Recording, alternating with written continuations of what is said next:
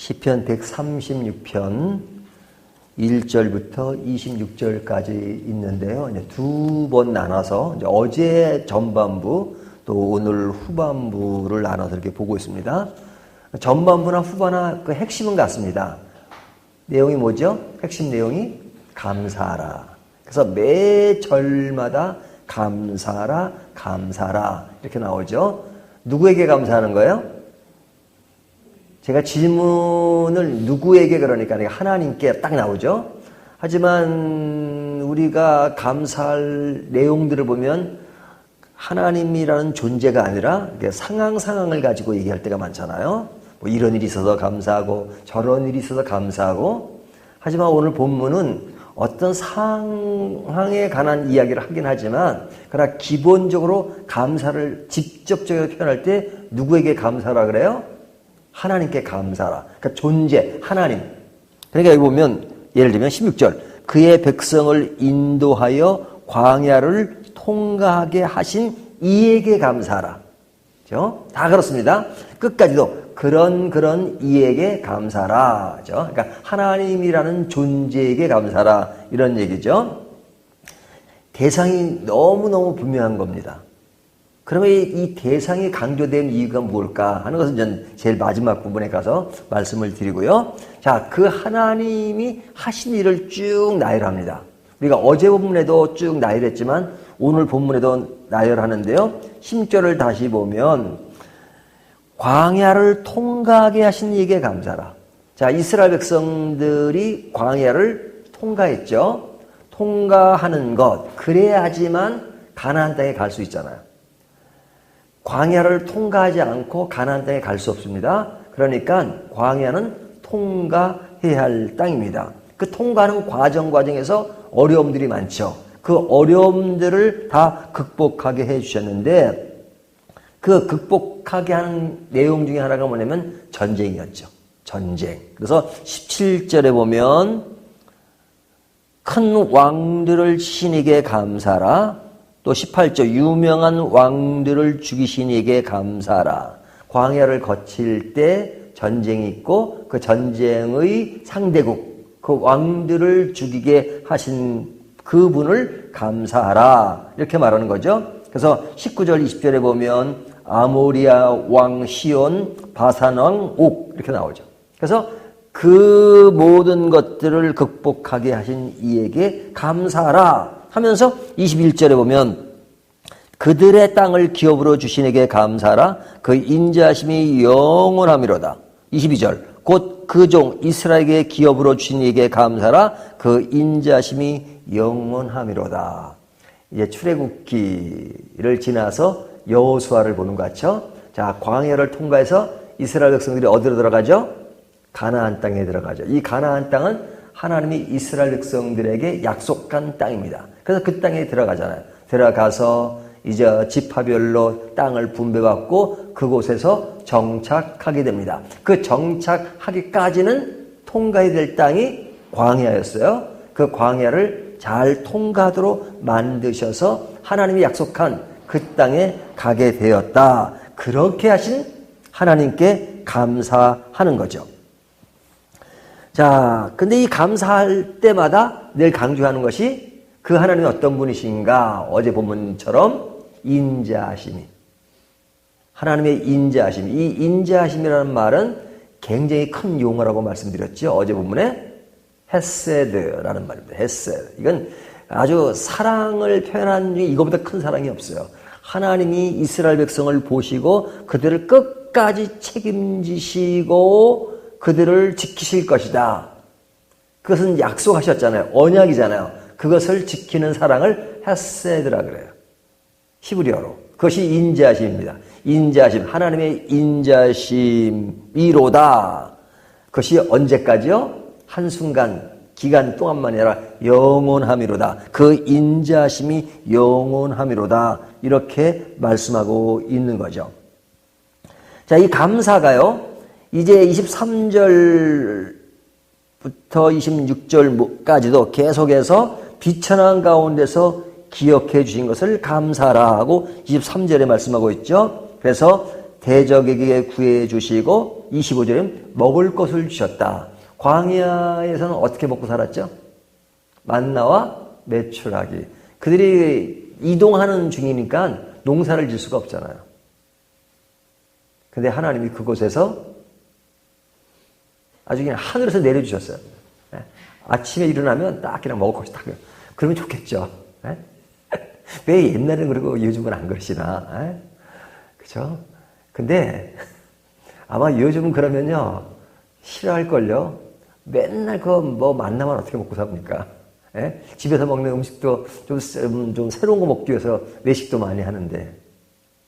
근데 절대 빈곤 속에서는 만나가 최고죠. 저 하나님이 그냥 주신 거. 하지만 이스라엘 백성들이 가나안 땅에 들어갔을 때는 딱 만나가 끝이잖아요. 농사지어서 먹고 살게 만드셨죠. 근데 그 40년 광야 생활 동안 하나님이 그 많은 사람들을 다 먹이 살렸어요. 또 고기를 먹고 싶다니까 메추라기를 주시고 만나를 주시고, 그러니까 비천한 가운데 그들을 기억해 주시고 그들을 살리신 하나님께 감사하라. 그리고 26절에 하늘에 하나님께 감사하라. 그래서 그 하나님이 누구신가를 하늘에 계신 하나님이라는 표현을 통해서 하나님이 절대자신 것을 강조하는 것이죠. 그러니까 어제 말씀처럼 오늘도 그냥 다른 게 없어요. 하나님께 감사하면 되는 거죠. 감사할 것이 무엇인가 하는 건데요. 자, 이 말씀을 적용 차원에서 생각하면 우리 인생에도 광야가 있죠. 여러분은 지금 어디를 걷고 계십니까? 광야의 길을 걷고 계십니다. 우리가 이 세상이 영원히 안착할 땅이 아닙니다. 영원히 거할 땅은 어디예요? 하나님 나라잖아요. 그 길을 가기까지 우리는 광야의 여정을 보내고 있습니다. 근데 그 광야에는 뭐가 많아요? 장애물이 많죠. 장애물이 많아요. 우리 인생에 장애물이 얼마나 많습니까? 우리는 그 장애물을 늘 경험하고 사는 겁니다. 근데 그 장애물을 하나님께서 통과하기를 원하시죠. 우리들이 그 광야 생활에서 장애물을 많이 만나는데 하나님은 그걸 통과하기를 원하세요. 통과해야지만 그 영원한 땅에 사는 것을 배워요. 그냥 이 세상은 광야, 반드시 시험을 치르듯이 광야 생활에 그 모든 것을 통과해야만 합니다. 근데 하나님은 우리가 잘 지탱하기를 원하시는데 그 지탱할 수 있도록 우리에게 하나님이 정답은 다 주시고 하시는 겁니다. 정답은. 그러니까 그렇게 하시는 하나님을 바라보면서 감사하라 이렇게 말씀하는 거죠. 우리의 길은 비천한 것도 많고 어려운 것도 많지만 앞길을 친히 마련해 주십니다. 그렇죠? 광야 40년처럼 만나도 메추라기도 주시고 나그네 길인데 나그네 길에는 군대를 키웁니까? 아니면 군대 조직이 제대로 있습니까? 무기를 만듭니까? 그거 없잖아요. 근데 이기게 하셨어요. 이스라엘 백성들이 가나안 땅에 들어가가지고도요, 제일 먼저 그 전쟁이 뭐예요? 여리고성 무너뜨릴 때도 그냥 이게 무기로 하면 그들을 따라갈 수 없죠. 가나안 사람들은요, 철기 문화가 발달해가지고 무기를 잘 만들었어요. 근데 이스라엘 백성들이 그 광야 40년 동안 맨날 그냥 걷기만 했는데 뭘 가지고 있어요? 아무것도 없죠. 하지만 전에서 이기게 하셨잖아요. 어떻게? 다른 거 없어요. 그냥 7바퀴 도운 거예요. 7바퀴.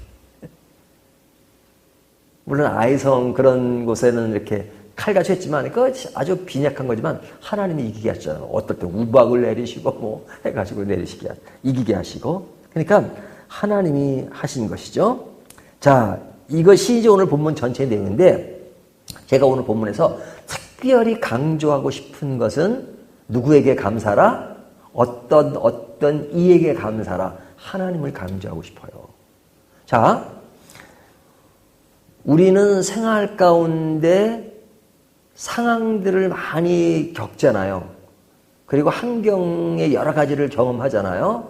그러니까 상황을 늘 이렇게 경험하고 합니다. 근데 하나님을 바라볼 때는요, 상황보다는 하나님 그분 자신을 바라보는 겁니다. 그러니까 지금 얘기는 이겁니다. 우리가 26절까지 나오지만 매 절마다 하나님께 감사라는 것은 대상에 대한 얘기예요. 그러니까 하나님께 감사하면 되는 거예요. 다른 뭐 상황들은 그런 부수적으로 나오는 겁니다. 하나님께 감사하면 끝나는 겁니다. 근데 왜 하나님께 감사라는 것을 강조하느냐? 하나님은 완전하시기 때문에 그렇습니다. 완전하시기 때문에.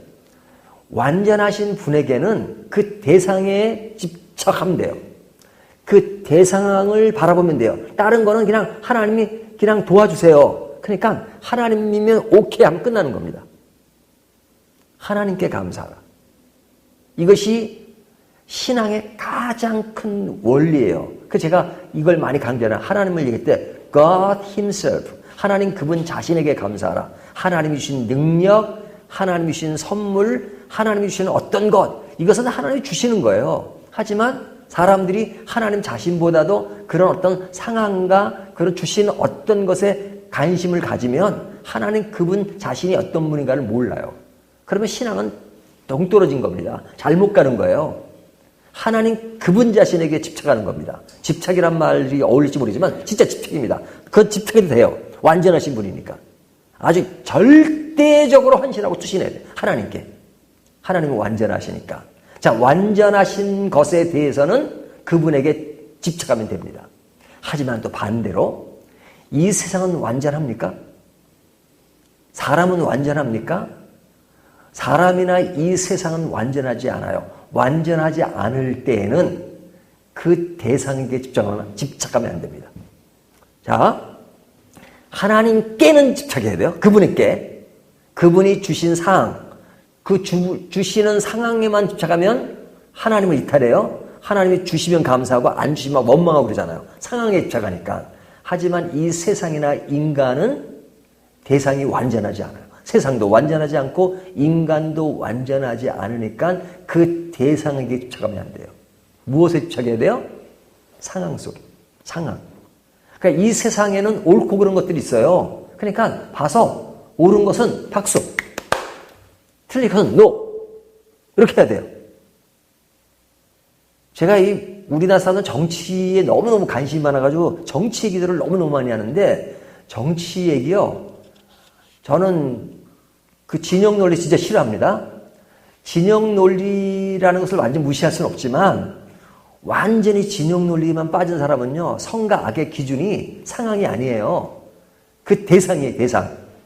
그 대상이 아무리 잘못해도 내가 거기에 속하면 그냥 거기에 무조건 오는 거예요. 진영 논리라고 그러잖아요. 하지만 이 세상의 모든 정치뿐 아니라 모든 것은 완전하지 않기 때문에 한쪽에 올인하면 안 돼요. 그 내용을 보고 아 저건 잘하네 박수, 틀리면 아니다 이렇게 말해야 된다 이거죠. 상황을 보고. 그것이 성경적 원리예요. 완전하지 않은 곳에는 상황을 보라. 그러나 완전하신 곳에는 상황이 아니라 진영을 보라. 우리는 하나님께는 진영 논리야. 오직 하나님, 오직 하나님. 오직 하나님께 경배, 오직 하나님께 감사. 하나님이 나한테 매를 주시든 사랑을 주시든 뭘 주시든 무조건 하나님은 오케이. 하나님에게 감사라. 왜? 그 인자하심이 영원하시기 때문에. 다른 건 인자하심이 영원하지 않아요. 헤세드가 없어요. 누가 나를 끝까지 지켜줍니까? 하지만 하나님은 그러세요. 그러니까 하나님께는 올인. 세상에 대해서는, 사람에 대해서는 어떻게 해야 됩니까? 요한 1서에 보면 사람에 대한 얘기도 하잖아요. 사람에 대해서는 이렇게 얘기해요. 사람 완전하지 않다.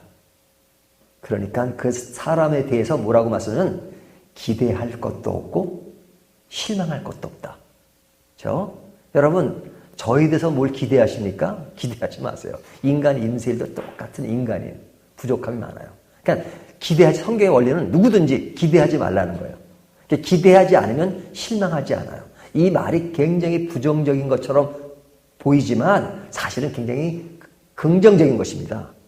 왜? 인간 모두를 완전하다고 생각하지 않으면 잘하면 박수, 못하면 원래 그런 거예요. 원래 인간이 그래요. 그러니까 이해는 하는 거죠. 인간이 그러니까 그런 완전하지 않다는 것을 전제로 하고 그 사람을 대하기 때문에 더 가까워질 수 있는 거죠. 이해심이 많아지는 거죠. 그래서 처음부터 인간을 듣때 저 사람은 완전해. 지내고 보니까 완전하지 않아. 그러면 실망? 그러면 누구나 다 실망이죠. 여러분, 세상은 실망하셔야 됩니다. 모든 인간은 실망하셔야 됩니다. 그렇게 시작해야 돼요. 그러니까 그런 차원에서 실망할 것이 없는 거예요. 기대할 것이 없는 겁니다. 하지만 기대 이상으로 뭐가 잘 나오면 그거는 은혜죠, 은혜. 너무너무 감사하죠. 자, 이것이 지금 굉장히 중요한 원리를 말씀드렸어요. 자, 완전하신 곳에는 대상, 완전하지 못한 곳에는 상황. 오늘 이 말씀 잘 기억하면서 오늘도 제목 똑같습니다. 어제 본 것처럼 하나님 감사합니다. 두 번째 이야기입니다. 오늘도 감사하는 저와 여러분이 되시기를 주님의 이름으로 축원합니다.